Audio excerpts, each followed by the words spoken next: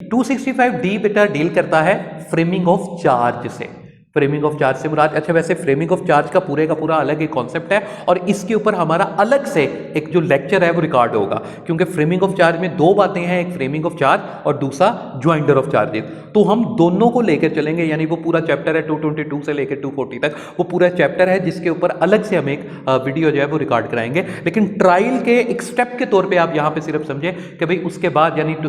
जो स्टेप है चालान पेश होने की सूरत में या कंप्लेंट की सूरत में, जो अगला स्टेप आता है वो क्या आ जाता है कि चार्ज फ्रेम किए जाते हैं। चार्ज फ्रेम करने से मुराद ये होती है कि भाई जो एक्ट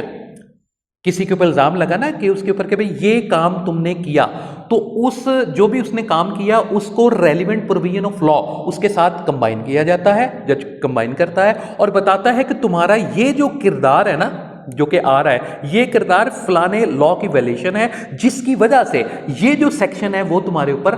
पुट किया जाता है। वो जो सेक्शन लगाया जाता है ना क्रिमिनल लॉ का एक शख्स के ऊपर, वो लॉ की वैलेशन के नतीजे में वो सेक्शन का पुट करना क्या कहलाता है? फ्रेमिंग ऑफ चार्ज, यानी फर्द जुर्म उस बंदे के ऊपर आयद कर दी गई कि भाई अब से अगली जितनी भी कार्रवाई होगी वो इस फर्द जुर्म के ऊपर होगी,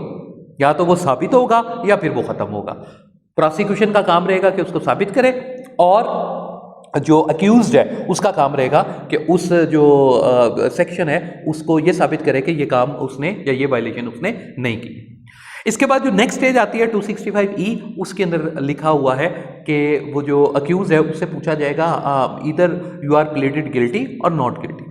तो वो ये बताएगा कि भाई मैं प्लीडेड गिल्टी हूँ या नहीं हूँ, यानी वो अपना अब क्लियर करेगा कि भाई वो आगे ट्रायल को गिल्टी के तौर पे चलाना चाहता है या नॉन गिल्टी के तौर पे चलाना चाहता है। तो अमूमी तौर पे वो कहता है कि मैं नॉन गिल्टी हूँ, मैंने ये जुर्म नहीं किया। और जब वो ये कहता है कि मैं गिल्टी नहीं हूँ तो फिर उससे पूछा जाता है कि तुम्हारा डिफेंस क्या है, यानी इसके अंदर तुम अपना डिफेंस क्या लोगे, प्ली के तौर पर क्या चीज़ तुम जो है वो पुट करोगे, किस हिसाब से प्ली को आगे फॉरवर्ड करोगे।